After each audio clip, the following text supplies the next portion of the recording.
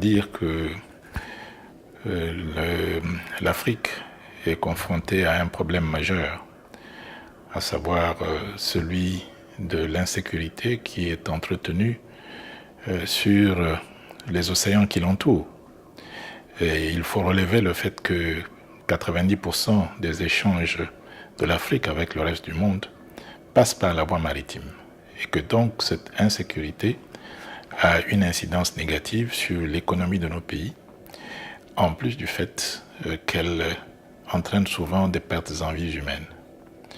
Il était donc important pour les chefs d'État et de gouvernement africains de prendre à bras le corps ce problème qui touche pratiquement tous les pays, y compris les pays non côtiers, car même ces pays-là voient leurs échanges passer par les ports maritimes du continent.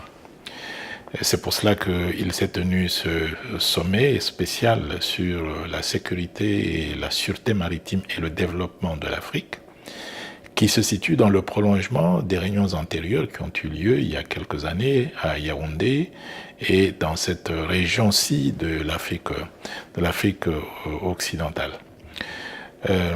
La charte qui vient d'être adoptée est un engagement que prennent les différents États du continent de coordonner leurs efforts pour relever le défi de la sécurité maritime. L'impact sur la République démocratique du Congo est évident.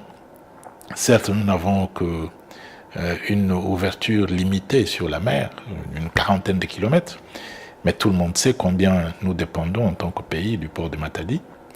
Nous savons aussi qu'il y a des produits, soit à l'importation, soit à l'exportation de notre pays ou vers notre pays, qui passent en plus du port de Matadi par le port de Mombasa, le port de Dar es Salaam. Nous étions dernièrement à Dar es Salaam avec le chef de l'État et l'essentiel des discussions portait sur le port. Donc l'intérêt pour notre pays est évident.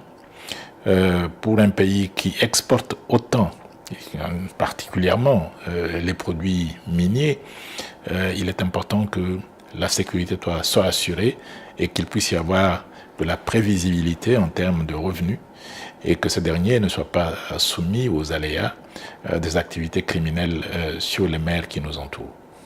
Ce défi se pose à l'ensemble de nos pays.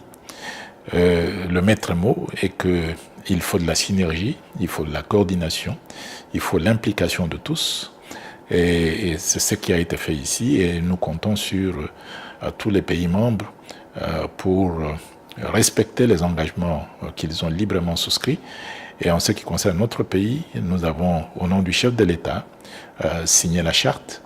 Dès notre retour au pays, nous allons prendre des dispositions pour qu'à travers les procédures usuelles, cette charte puisse être présentée à l'Assemblée nationale et au Sénat pour l'adoption d'une loi en autorisant la ratification et que le chef de l'État puisse en dernier ressort la ratifier afin qu'elle entre en vigueur dans notre pays.